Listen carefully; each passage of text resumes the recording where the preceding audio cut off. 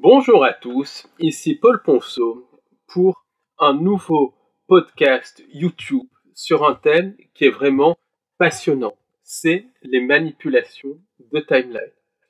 Et très souvent, les personnes dont la timeline est manipulée le constatent directement. Autrement dit, ils sont dans une timeline une minute, dans une autre timeline une autre minute, mais à un autre moment, à certains moments, la manipulation de timeline est visible.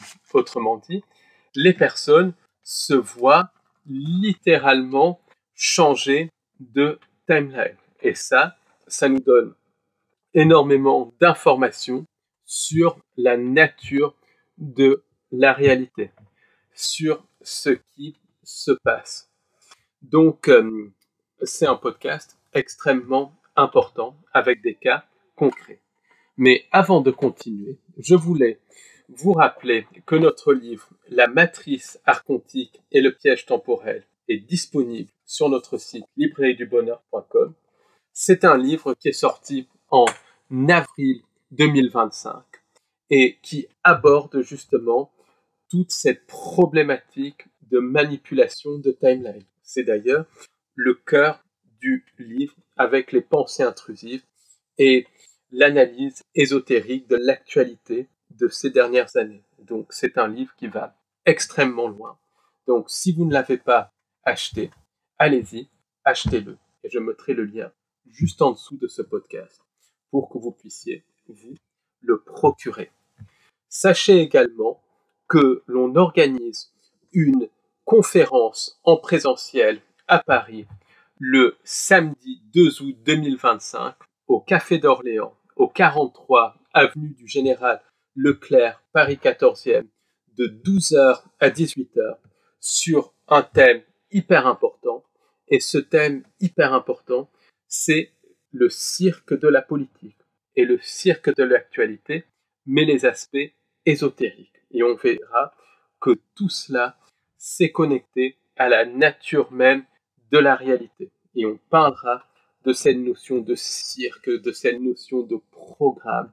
On parlera aussi de clonage, d'humains génétiquement modifiés. Donc c'est quelque chose qui va aller, c'est une conférence très importante à l'époque où de plus en plus de personnes sont prises dans le cirque de la politique. Donc je mettrai le lien juste en dessous de ce podcast. Et maintenant, sans plus attendre, place au podcast. Donc, depuis très longtemps, avec Léna, on étudie les manipulations de la réalité, et notamment un phénomène hyper important de glissement de timeline. Et on a des cas sur lesquels on a enquêté personnellement. Par exemple, le cas de Madame X, que l'on décrit dans notre livre Les marionnettistes derrière le rideau. C'est un cas typique de glissement dans une timeline où Madame X a passé un an dans une timeline alternative. Timeline où le transhumanisme était déjà mis en place, timeline où les entités sans âme s'étaient déjà présentées comme des faux sauveurs externes, et une timeline basée complètement sur la technologie. Et Madame X a ramené des preuves concrètes de ce qu'elle a vécu. Autrement dit, son expérience, c'est au plan physique. Et certains de ses proches l'ont recherché, enfin, c'est un témoignage de fou. Et l'intégralité de ce témoignage est dans notre livre Les marionnettistes derrière le rideau. Simplement, le cas de Madame X, c'est un cas parmi de très nombreux autres cas. Il y en a, et il y en a énormément. Par exemple, une personne nous a expliqué littéralement qu'elle ne reconnaissait pas cette timeline. Et ça, on a eu encore un cas récemment où une personne s'est retrouvée dans une réalité complètement différente, avec des noms qui avaient changé, avec des noms d'acteurs de la politique qui avaient changé, avec certaines choses qui avaient changé. Une autre personne a vu aussi la modification de la réalité devant elle.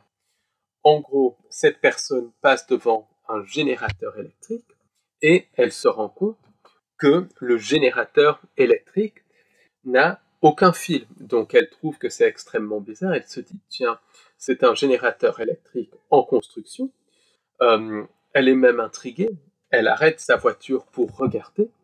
Et là, elle voit des fils qui sortent du générateur, des fils qui se matérialisent. Donc c'est pas forcément très spectaculaire comme cas, mais ça montre qu'on est dans une réalité qui est complètement programmée, puisque cette réalité fonctionne comme une simulation. Et là, je vais vous raconter des cas où des personnes ont littéralement vu la réalité être reprogrammée. Donc, la première histoire se passe aux États-Unis et ça concerne un jeune garçon du nom d'Eliot. Et Eliot a une quinzaine d'années, il est très amoureux d'une de ses camarades de lycée. Donc, il est très timide, il ne peut absolument pas l'aborder. Donc, du coup, il reste amoureux. Les années passent. Elliot passe son bac. Il part à l'université. Et il n'arrive absolument pas à oublier cette camarade de lycée. Entre-temps, Elliot fait de brillantes études. Il passe donc un diplôme à l'université d'Harvard et il va s'installer dans un appartement à New York. Donc, vraiment une vie d'homme d'affaires. Elliot a une trentaine d'années et un jour, il est dans un bar en train de faire un after-work. Et d'un coup, il tombe sur Jennifer, sa copine de lycée. Il la reconnaît immédiatement. Et là, comme il a pris de l'assurance en lui, il va lui parler. Il dit, mais c'est toi Jennifer et tout, il va lui parler. Et elle lui parle et quelque chose se passe entre eux. Et au début, euh, Elliot ne reconnaissait, Jennifer ne reconnaissait même pas Elliot. Mais là, voilà, ça match littéralement et ils se mettent ensemble et ils se marient. Et ils s'achètent un très bel appartement à New York dans un quartier chic, un espèce de loft magnifique. Donc, la vie est absolument idéale pour eux. Et à un moment donné, Jennifer donc décide de partir voir ses parents dans le Connecticut, comme quelque chose de tout à fait classique, de tout à fait normal. Donc là, Elliot est un petit peu triste et il est un peu triste et tout, et il met il met sa télévision, il écoute des films. Bon, voilà, il est seul, mais comme il a un travail qui est très prenant et tout, ça le dérange, pas plus que ça. Mais quand même, sa femme lui manque. Et le soir, il va se brosser les dents. Donc il rentre dans sa salle de bain, il commence à se brosser les dents, et là, qu'est-ce qu'il voit? Il voit quelqu'un dans le miroir. C'est une personne qui est blafarde, qui a une bouche extrêmement bizarre et qui a une espèce de cape noire. En gros, il voit ce qu'on peut appeler une entité vampirique qui ont été décrites par Josh Turner, qui joue un rôle dans le système de contrôle de la matrice. Donc, quand il voit cette entité, Elliot, euh, qui ne croit absolument pas au paranormal, il se dit mais je dois halluciner. Donc voilà, il dit j'hallucine et tout, et il se pose des questions. Est-ce qu'il a mangé peut-être un aliment avarié ou quelque chose? Voilà, il se pose des questions. Il va même regarder s'il n'y a pas de l'alcool à brûler voilà, ou des produits comme ça, des solvants, des bouteilles de solvants qui sont ouvertes et tout, voilà, parce que de temps en temps, ça peut provoquer des effets comme ça. Non, rien, il n'y a même pas de solvant, de quoi que ce soit chez lui. A priori, il n'a rien mangé qui pourrait expliquer une intoxication alimentaire, donc il se dit c'est le stress. Donc là, il va se coucher.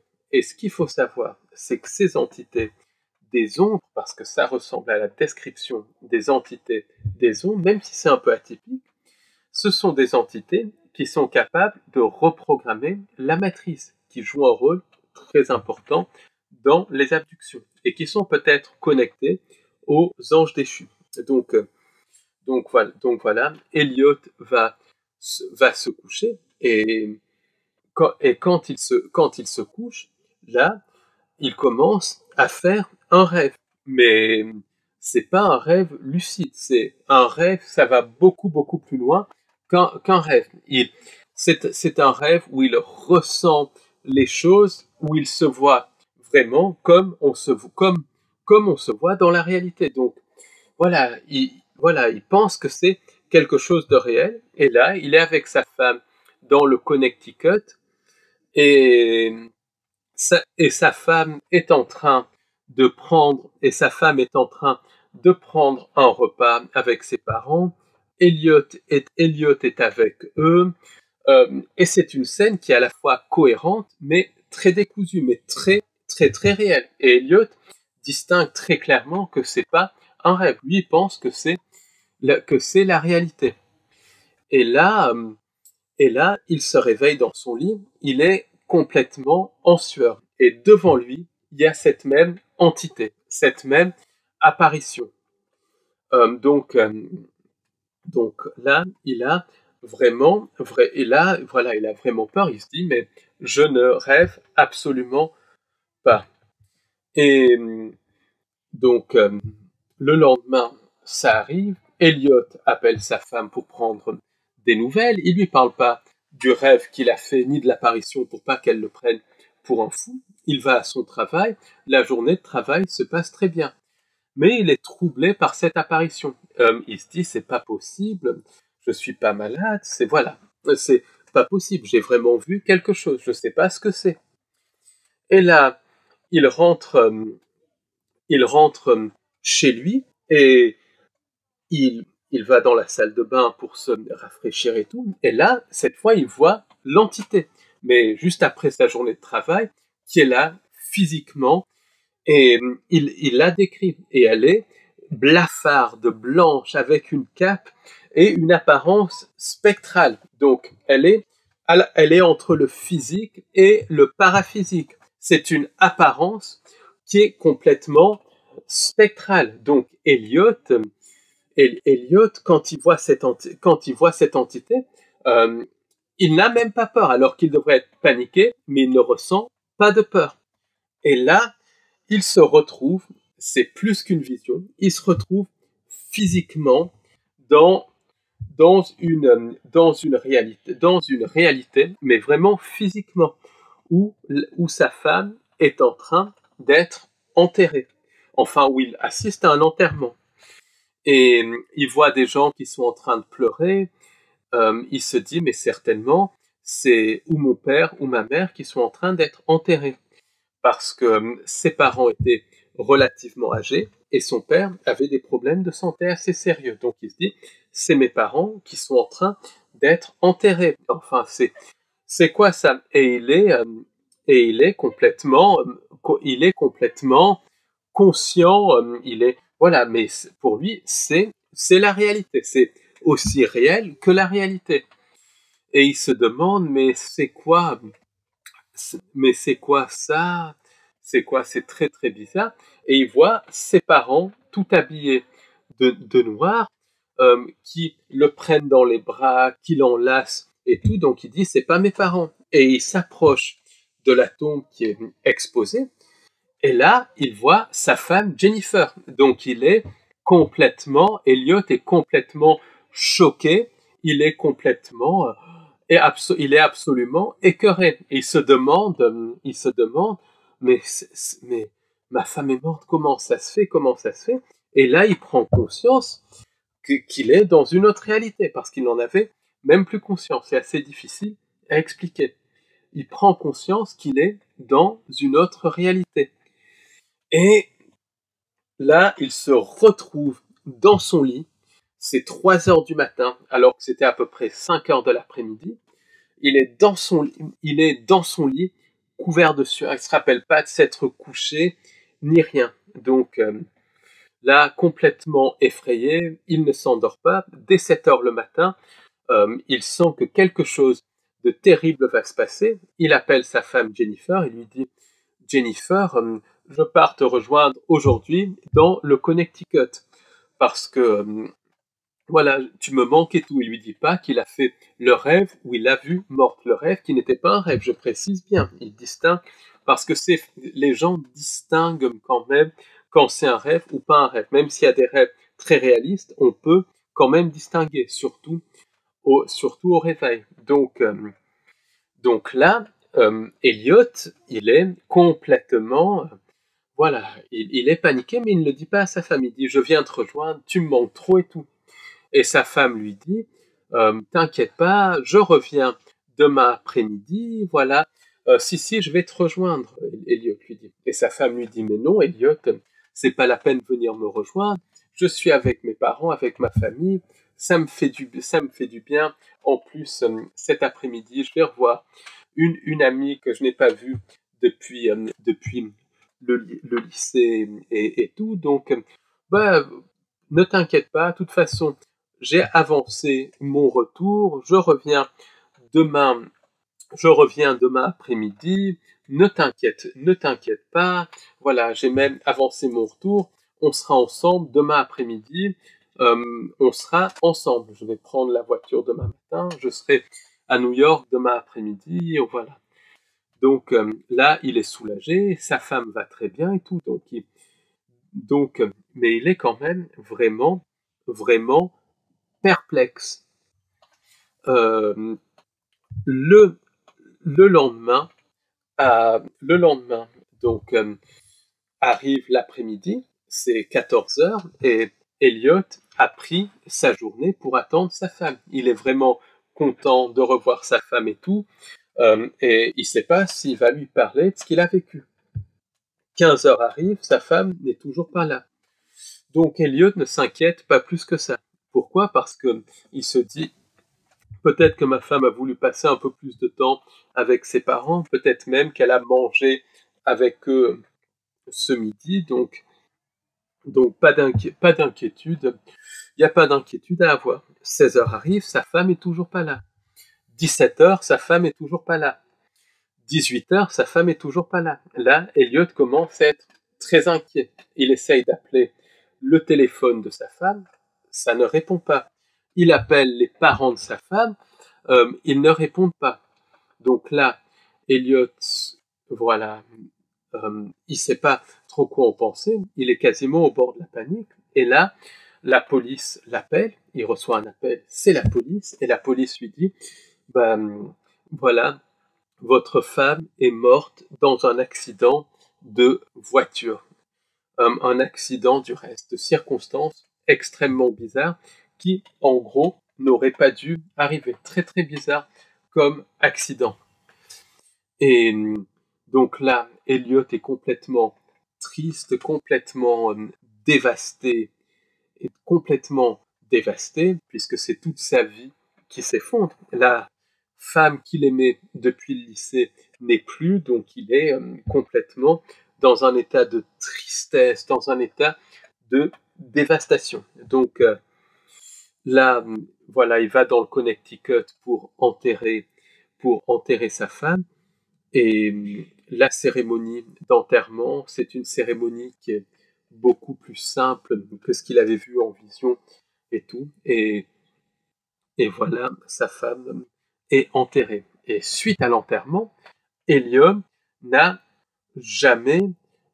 suite à l'enterrement de sa femme, Elliot n'a jamais pu oublier cette apparition. Et il en a conclu que l'apparition et, et justement la mort de sa femme sont interconnectés. Et cette apparition ressemble à un mélange entre créature des ombres et une entité qui s'appelle l'homme phalène, qui est connectée aussi à de nombreux décès, notamment à des accidents extrêmement graves.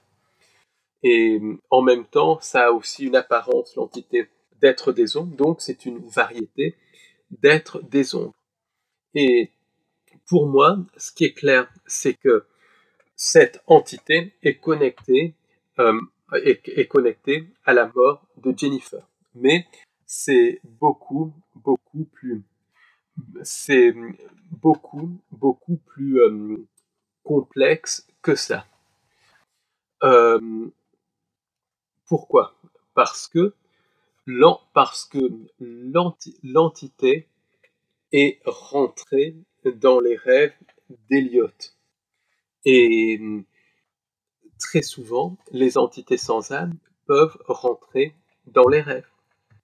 Ensuite, les êtres des ombres, donc qui correspondent quand même pas mal à la description de l'entité faite par Eliot, ils sont capables de manipuler la réalité. Beaucoup de personnes qui ont vu des êtres des ombres et des entités aux yeux noirs subissent des manipulations de réalité. Et selon Heidi Hollis, ces entités des ombres sont très haut placées dans la hiérarchie. Ce sont des entités qui sont capables de reprogrammer la matrice. Est-ce que les expériences d'Eliot sont des prémonitions? Je ne pense pas, parce que moi-même j'ai eu des prémonitions, et après c'est différent pour chaque personne, mais quand on a une prémonition, ça se passe pas du tout, ça peut se passer sous forme de rêve. J'ai déjà fait un rêve prémonitoire, mais c'est quelque chose qui est, voilà, c'est quelque chose, on sait que ça va se passer.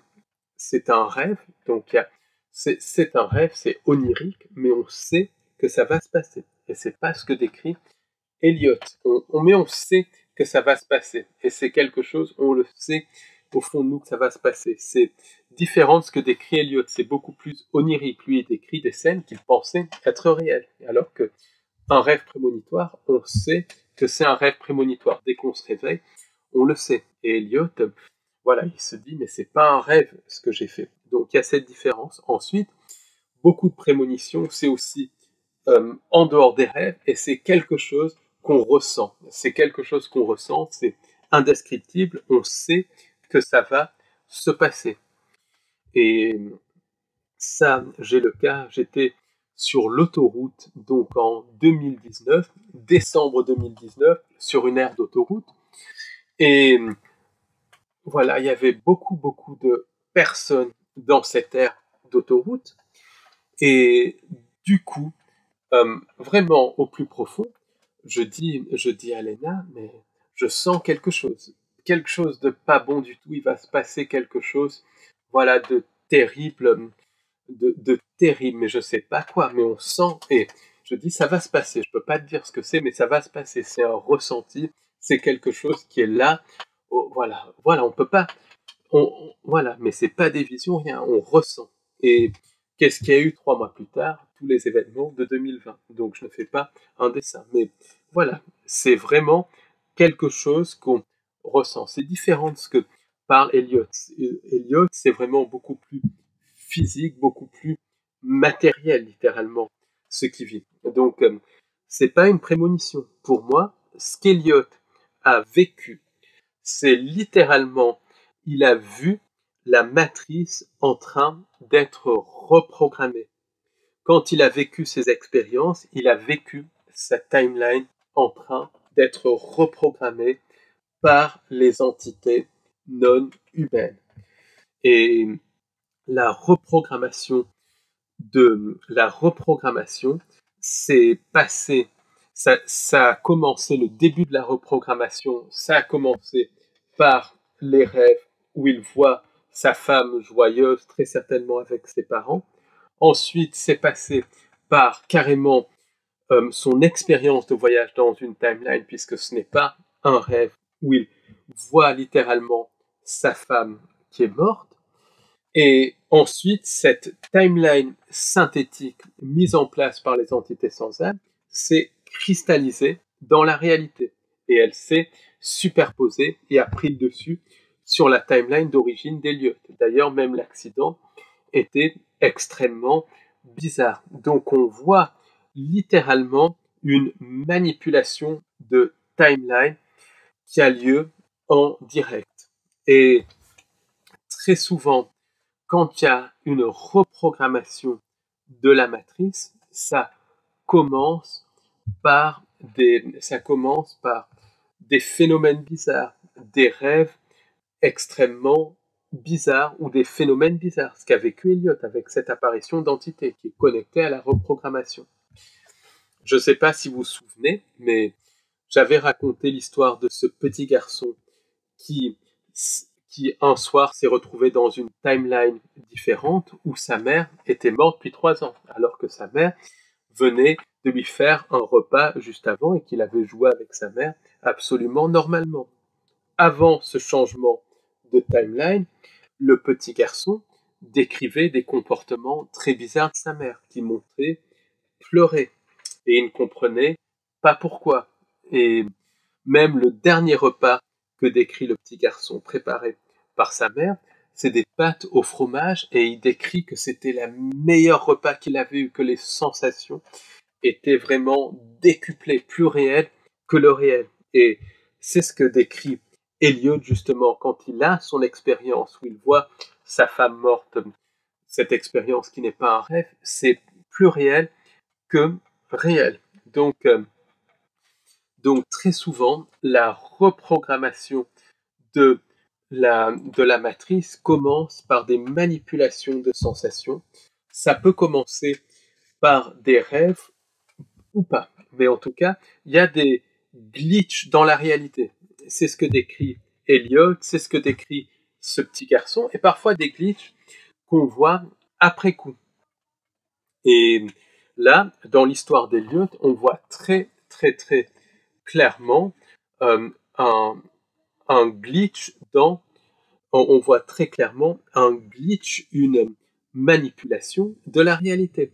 Et Madame X, quand elle a eu son expérience de voyage dans une timeline, ce qu'elle décrit avant, c'est sa peau qui est devenue lumineuse. Et ça a duré plusieurs heures.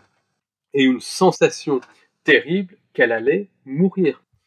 Et elle avait tellement peur qu'elle a pris sa voiture et qu'elle est partie à Cannes. Donc voilà, qui était quand même à plusieurs centaines de kilomètres de son domicile. Donc Madame X, elle décrit littéralement en glitch sa peau qui devient lumineuse. Et pour moi, c'est le processus de modification de la réalité. C'est exactement comme quand un jeu vidéo est modifié, quand un site internet est modifié, il y a des glitches dans le site internet. Donc ça, c'est quelque chose, qui est extrêmement important. Et il y a encore un cas qui illustre bien ça. Donc, ça se passe aux États-Unis et c'est un jeune homme c'est un jeune homme qui est quelqu'un de voilà qui a une vie plutôt heureuse et il a une vie dans une il a une vie très heureuse. Il est avec une copine qu'on va appeler Éléonore, mais chacun habite chez soi. Donc, il rentre chez lui après avoir vu Éléonore, il lui dit bonsoir et il rentre chez lui. Et il est fatigué, il va se coucher. Le lendemain, il se, il se réveille, donc, et il entend parler il entend parler que le canard vient de prononcer un discours. Ça se passe en 2017, je précise. Et quand il entend que le canard a prononcé un discours, il se dit mais pourquoi le canard aurait prononcé un discours? Et il se dit pourquoi le canard est président de l'Amérique? Parce que aux actualités, ça disait le canard est président de l'Amérique. Euh, et en plus, donc la personne qui est en train qui est en train de lire ça, c'est un journaliste d'une grande chaîne américaine. Donc il se dit, ça doit être un canular. De toute manière, j'aime pas cette chaîne, donc, euh, donc il va changer de chaîne. Mais là, il se rend compte que c'est même pas la chaîne qu'il n'aime pas, c'est une chaîne qu'il suit habituellement. Donc, il comprend pas ce qui se passe et il met une autre chaîne de télévision. Et là, c'est pareil, tout le monde est en train, les journalistes sont en train de parler du discours du canard. Je ne sais plus quel discours c'est un discours qui a eu lieu en 2017. Il y en a eu beaucoup de toute manière. Donc, il se dit, mais comment ça se fait? Le canard, c'est un acteur, c'est un présentateur de télé-réalité. Comment ça se fait qu'il est président? Le président, c'est un certain Jeb Ensarling. Donc, il fait des recherches sur Internet, sur Wikipédia, et il voit bien que le canard est président des États-Unis. Bon, il est complètement, il se dit, mais il y a quelque chose qui ne tourne pas rond. Et il fait des recherches sur Jeb Ensarling, et Jeb Ensarling est un simple congressman. Et effectivement, j'ai fait des recherches sur Jeb Ensarling, c'est un congressman républicain, ce qu'il y a de plus banal, mais jamais il a été président ni rien. Mais dans la réalité d'où venait ce jeune garçon, Jeb Ensarling était président. Donc, il y comprend rien. Donc, il va en savoir plus, il va un peu sur des chaînes, et YouTube, par exemple, ne s'appelle plus YouTube, mais YouTube. L-Y-O-U-R-T-U-B-E. YouTube, pardon, dans sa réalité s'appelait YouTube, Y-O-U-R-T-U-B-E, et dans cette réalité s'appelle YouTube. Donc il ne comprend pas pourquoi YouTube, dans sa réalité, s'appelle YouTube. Donc il y a des choses qui ont complètement changé.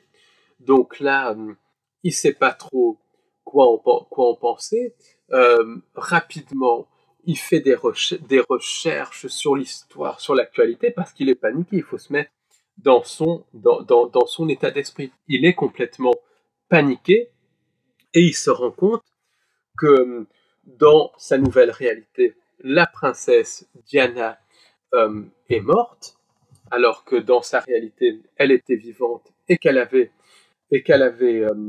été au mariage de William qui avait eu lieu en 2014, alors que dans la nouvelle réalité, autrement dit dans notre réalité, il a eu lieu en 2011. Euh, il se rend compte que le président Kennedy a été tué en novembre 1963 à Dallas, alors que dans son ancienne réalité, le président Kennedy avait fait deux mandats. Enfin, il se rend compte même que, voilà, il se rend compte qu'il y a énormément d'événements qui ont changé. Donc, voilà, il est complètement paniqué et tout. Et là, il reçoit un appel téléphonique. Et dans son téléphone s'affiche le nom de Alice. Donc, voilà, il connaît pas d'Alice, mais il décroche. Et il y a une voix féminine, agréable, qui lui dit, ben, on va l'appeler Hubert, qui lui dit, Hubert, est-ce que Hubert, je vais arriver des courses, prépare-toi parce que dès que j'arrive des courses, on file chez mes parents. C'est aujourd'hui, n'oublie pas qu'on va voir mes parents. Et donc, il y comprend absolument rien. Et elle commence à lui dire des mots d'amour et tout ça. Elle lui dit, ben, Hubert, je t'aime beaucoup, beaucoup. Je t'aime beaucoup, beaucoup. Tu te rends compte que tu es le premier garçon que je présente à mes parents et tout. Et elle lui dit, c'est vraiment un plaisir de vivre avec toi. Voilà, j'adore vivre avec toi, j'adore ce qu'on fait et tout. Et là, Hubert, qui était paniqué par tout ce qu'il a vu, il commence à regarder autour de chez lui. Et il voit que ses affaires sont là, que ses affaires, ses photos, ses choses comme ça, ses livres sont là, mais qu'il y a d'autres livres. Dans ses placards, il y a des affaires d'une femme. Donc là, il se dit, mais c'est quoi ce délire? Je n'ai jamais habité avec qui que ce soit. Je n'habite même pas avec Éléonore et tout ça. Donc il cherche dans son téléphone, il est paniqué.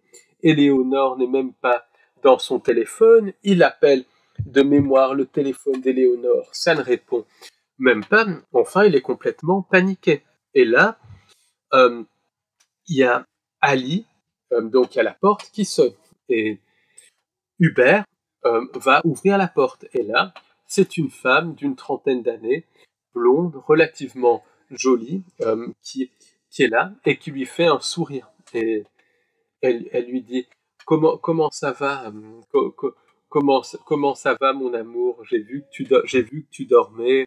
Je suis allé faire les courses et tout. Il faut qu'on prépare aussi que tu te prépares pour aller rencontrer mes parents. Donc j'ai fait des cours, j'ai acheté une bouteille de vin que tu offriras à mes parents pour que la rencontre se passe bien et tout. Donc là, Hubert, il dit, Ali, voilà, je ne vous connais pas. Aline, Alice, je ne vous connais pas. Alice, c'est le diminutif d'Alice aux États-Unis, je précise.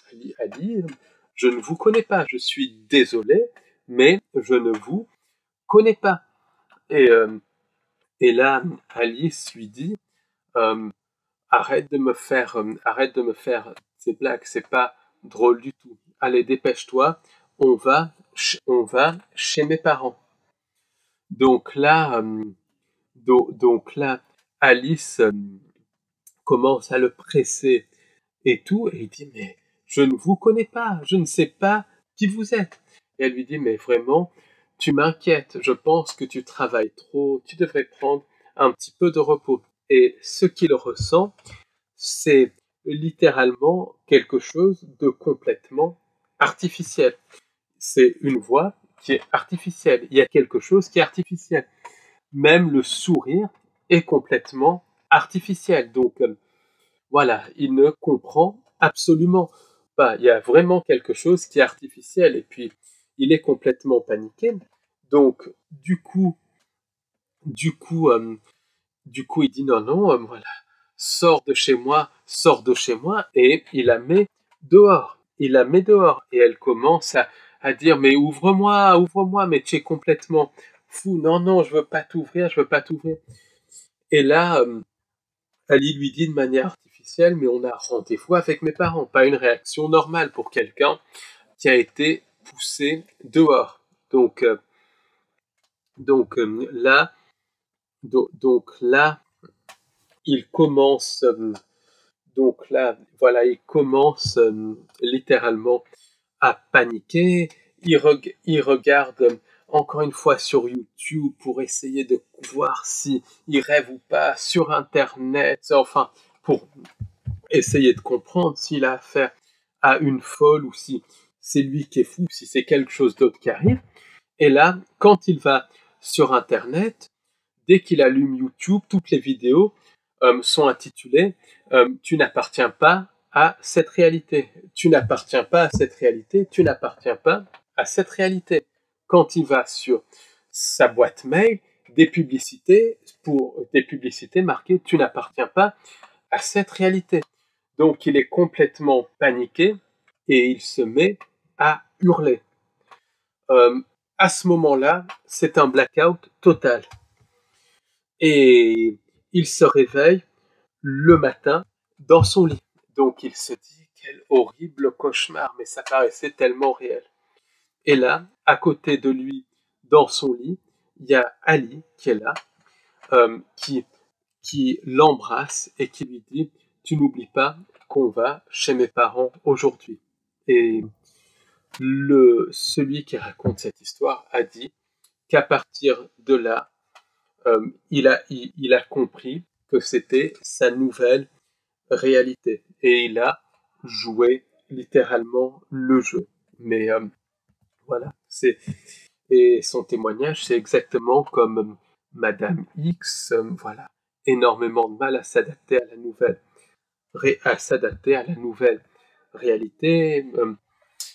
Comme il a dit, il essaye de prier et tout ça pour sortir de cette réalité, mais il n'y arrive pas en fait, il est prisonnier dans notre réalité alors qu'il vient d'une timeline alternative. Et pour Madame X, elle s'est retrouvée de notre réalité vers une timeline alternative. Donc c'est un truc, voilà, c'est un truc de fou. Donc déjà, ce qu'on voit dans ce témoignage, quand on l'analyse, c'est toujours ce phénomène c'est toujours ce phénomène de réveil dans une réalité différente. Et on voit que la réalité est en train de se modifier littéralement sous ses yeux. Ça c'est ce qu'on voit. On voit que la réalité se modifie sous ses yeux. Donc, ce qu'on remarque aussi, c'est que il y a dès le début quelque chose qui paraît artificiel tout en étant très réel. Et quand le personnage d'Ali arrive, on se rend compte que le personnage d'Ali est complètement artificiel au début, comme si c'était quelqu'un qui était programmé dans la matrice littéralement. L'archétype d'un PNJ décrit même une voix artificielle et tout ce qui est artificiel. Donc ça nous apprend le modus operandi de quand une personne est changée de timeline. Quand une personne est changée de timeline, il peut y avoir une reprogrammation du subconscient de la personne qui est changée de timeline et de personnes lambda qui ne sont pas forcément des PNJ, qui peuvent être des personnes avec une âme et tout, mais leur subconscient est reprogrammé pour qu'ils pensent qu'ils ont toujours vécu avec la personne qui est insérée dans la timeline même. Et ça arrive beaucoup plus souvent, mais beaucoup de personnes ne gardent pas le souvenir de l'ancienne timeline. Mais dans certains cas, la timeline est modifiée par des PNJ, par des insertions holographiques, pour que justement la personne qui rentre dans la timeline soit littéralement intégrée dans la timeline. Donc, autrement dit, quand une personne passe d'une timeline à une autre, dans certains cas, il y a des espèces de PNJ, des bots, des personnages non joueurs qui vont entourer cette personne pour l'insérer dans la timeline. Et Madame X, dans son témoignage, elle explique que certains personnages de la nouvelle timeline paraissaient artificiels. C'était en fait des personnages insérés dans la timeline pour justement faciliter, programmer dans la timeline pour favoriser son insertion dans la timeline. Et on sent très bien ça avec Ali, on sent que c'est un personnage artificiel, l'archétype d'un personnage non joueur. Ensuite, quand le jeune homme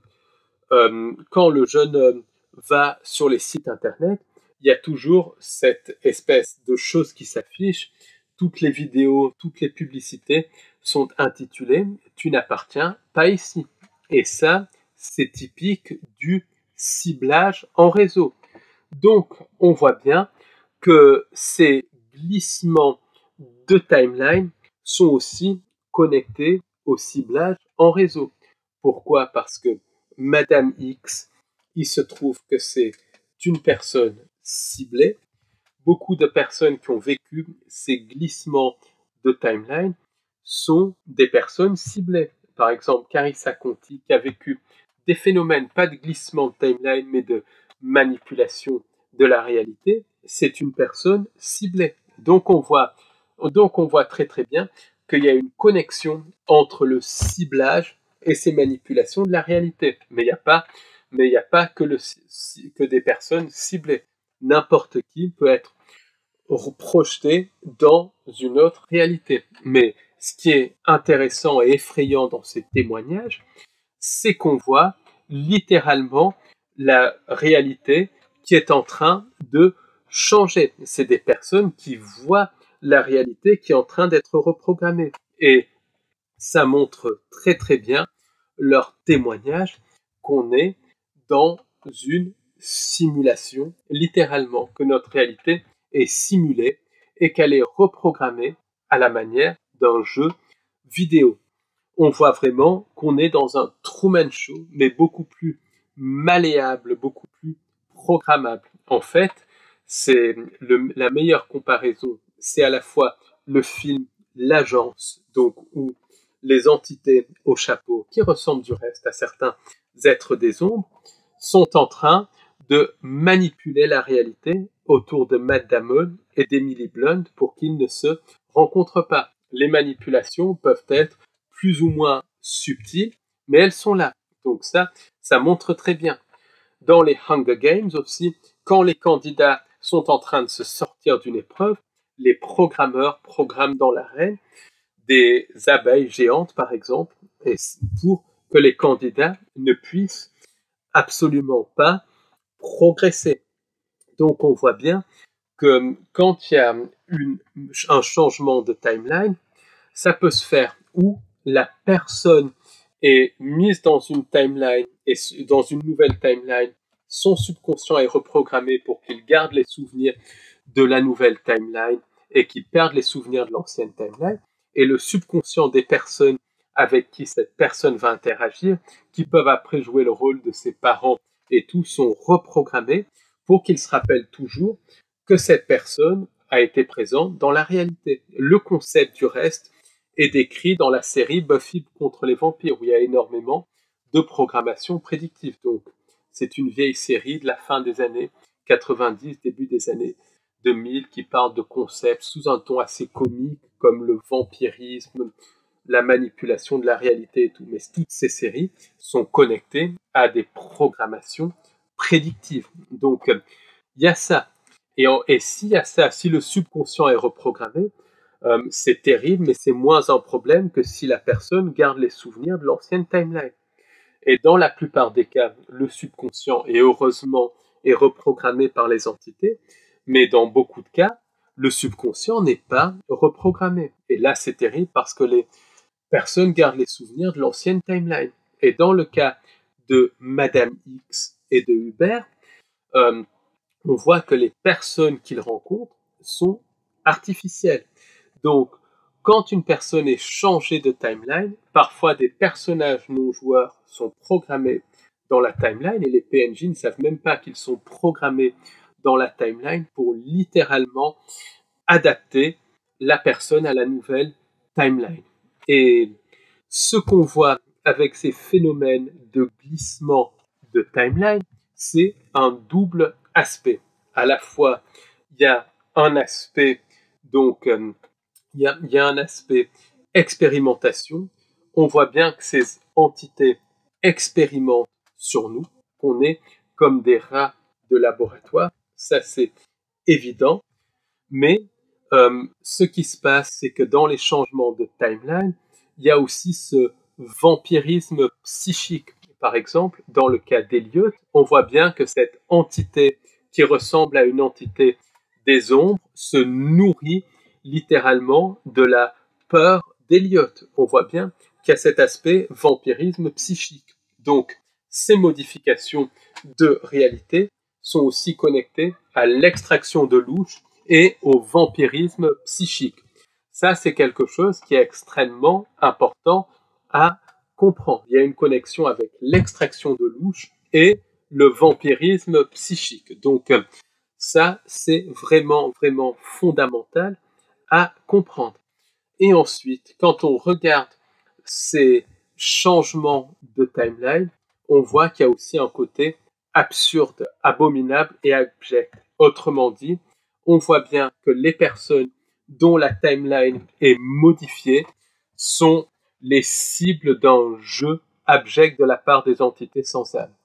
Et ça rejoint le concept que j'ai développé dans le podcast Abonnement, que les entités sans âme jouent littéralement avec nous. Un jeu pervers destinés à prendre notre louche et à prendre notre âme.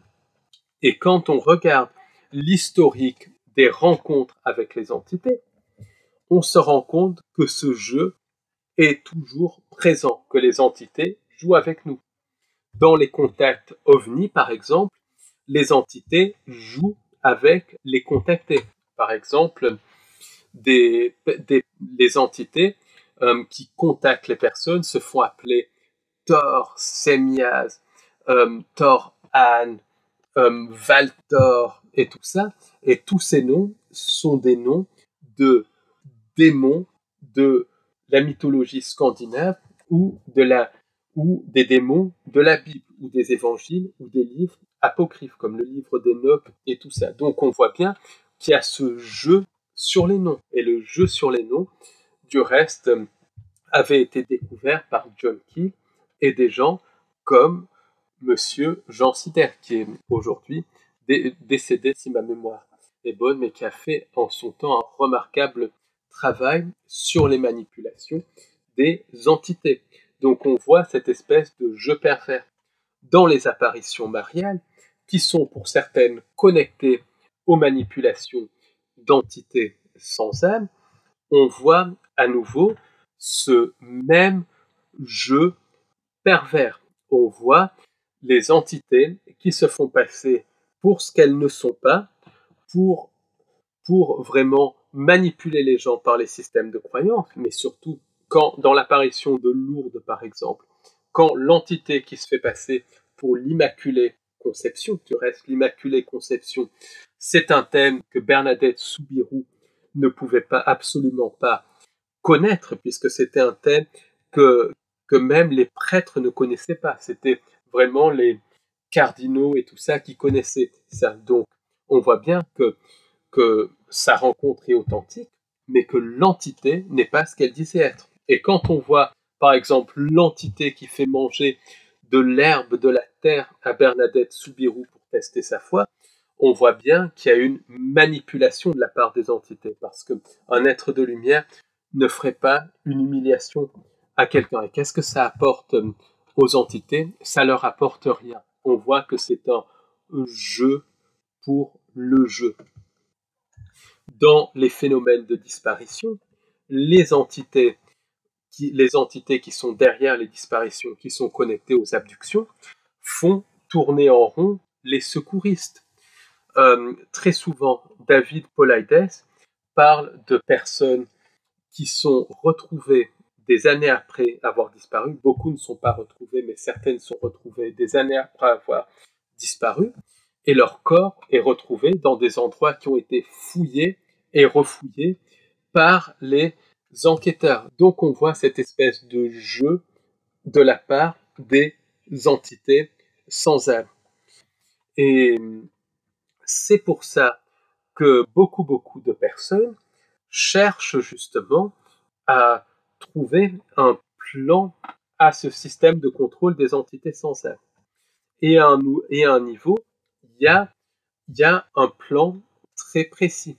Et le plan très précis, c'est la guerre entre l'organique et le synthétique. En fait, le but de ces entités sans âme et des anges déchus, c'est de leurrer des âmes de la vraie création à consentir à la fausse création de manière à les phagocyter et à vider la vraie création.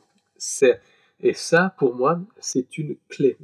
La guerre entre le bien et le mal, c'est la guerre entre le synthétique et l'organique, ou l'organique et le synthétique. Un concept analogue a été évoqué après de manière beaucoup plus compliquée par un écrivain suédois, Wes Penrey, mais il arrive à des conclusions analogues, même si c'est avec ses propres mots et tout, et que je ne suis pas forcément d'accord avec toutes ces conclusions. La thématique est là. Donc ça, c'est le premier but de la part de ces entités. Très important. Le second but, c'est d'étendre les interunivers. Mais au-delà de ce plan extrêmement précis, de ce programme qui se joue, puisque c'est au-delà du temps, c'est un programme qui joue un petit peu comme un programme informatique comme un DVD, il y a un autre aspect qui se joue. Et cet autre aspect, c'est l'aspect jeu. Et cet aspect jeu, c'est vraiment destiné à vampiriser le louche et à prendre l'âme. Et même pourquoi certaines personnes gardent des souvenirs quand il y a ces changements de timeline, pourquoi d'autres ne gardent pas de souvenirs, pourquoi dans certains cas les changements de timeline sont très brusques, dans d'autres cas il y a tout ce changement qui se fait quasiment en direct, comme dans les cas qu'on vient de décrire ici. C'est des pistes à creuser, mais ça montre que c'est quelque chose qui est au-delà vraiment d'un plan très précis. Et encore une fois, cet aspect jeu, c'est les penseurs arabo-musulmans qui avaient compris ça. Par exemple, les penseurs arabo-musulmans parlaient des djinns et de leurs jeux pervers qu'ils faisaient avec les humains et qu'ils continuent de faire, puisque ces entités sans âme, c'est des djinns. Et ils avaient tout compris. Les Amérindiens parlent justement des tricksters qui s'amusent à jouer des tours pour détruire des personnes. C'est pas des tours gentils, c'est des tours pour littéralement détruire. Dans les Hautes-Alpes, il y a, il y a un folklore local qui parle de certaines entités qui lutinisent les gens, qui les font se perdre dans les montagnes et ensuite qui les leurrent à tomber de falaises. Toujours pareil, on voit bien que c'est un aspect jeu pervers pour vampiriser le louche. Dans le folklore celte, c'est pareil, les fées et les lutins, qui pour certains sont des entités sans âme, font des farces abjectes pour tuer. C'est pas des farces de farceurs, c'est des farces pour tuer littéralement leurs victimes. Par exemple, en Irlande, il y a le folklore des leprechauns, ces petits êtres qui, du reste, continuent d'être vus. Et les leprechauns font des farces abjectes aux gens pour les tuer, pour les détruire. Donc on voit ce concept de tricksters qu'on retrouve vraiment partout.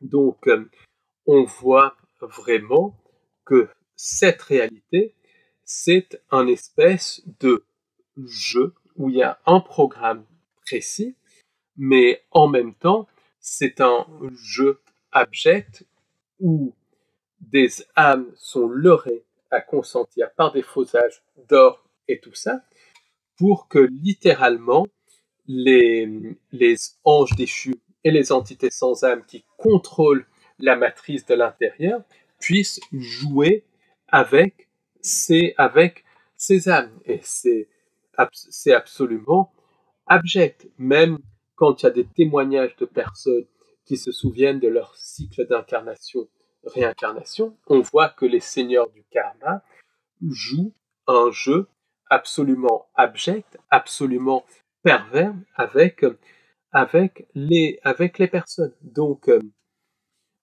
on voit bien que, que le but de cette réalité, c'est de jouer avec nous, qu'on est littéralement des pions. Et cet aspect jeu, on le retrouve dans le ciblage, par exemple, où littéralement les groupes qui ciblent des personnes jouent à cibler. C'est abject, mais c'est des témoignages très précis. Dans les disparitions connectées à l'eau et l'enquête que j'ai faite avec Nagist avait vu cet aspect jeu abject. Même le cirque de la politique, c'est un jeu, littéralement, un jeu absolument abject et absolument pervers. Donc, je vais conclure vraiment ça euh, en disant que ce concept de jeu, c'est les Grecs anciens, peu importe que ce soit la Tartaria ou la Grèce antique, qui avaient bien compris ça, qui parlaient des dieux, en fait des entités sans âme et des anges déchus qui jouaient au dé avec les humains. C'est un concept qui a été compris depuis des millénaires par les anciens, par les peuples dits primitifs qui sont tout sauf primitifs, mais qui a été oublié dans nos sociétés occidentales complètement manipulé, contrôlé par ces entités sans âme. Merci de m'avoir écouté et à très bientôt pour un nouveau podcast YouTube. Au revoir, à bientôt.